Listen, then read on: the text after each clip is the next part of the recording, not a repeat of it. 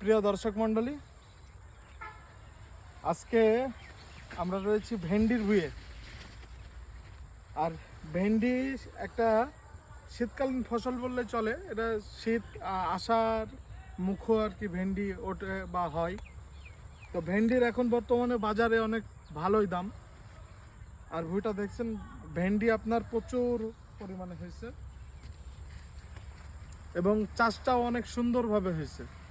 অনেকে দেখা যাচ্ছে চাষ করলে পরে হয় না, কিন্তু এই ভুঁয়ে অনেক পরিমাণে ভেন্ডি ধরেছে। দেখেন, এটা একদিন বাদ দিয়ে দিয়ে উঠায়, ঠিক আছে? এটা একদিন বাদ দিয়ে দিয়ে আপনার ভেন্ডি উঠায়। আর ভেন্ডির ভিতরে হয়তো বা দুই একটা এই যে লাল শাক রেখেছে, এগুলা বীজ হবে। এই যে বীজ হবে, এই বীজ দিয়ে এই যে দেখছেন লাল শাকের আর কি, এটা বীজ হবে।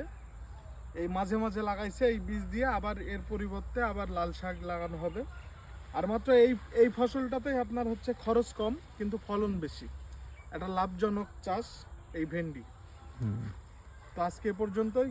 সবাই ভালো থাকবেন, সুস্থ থাকবেন।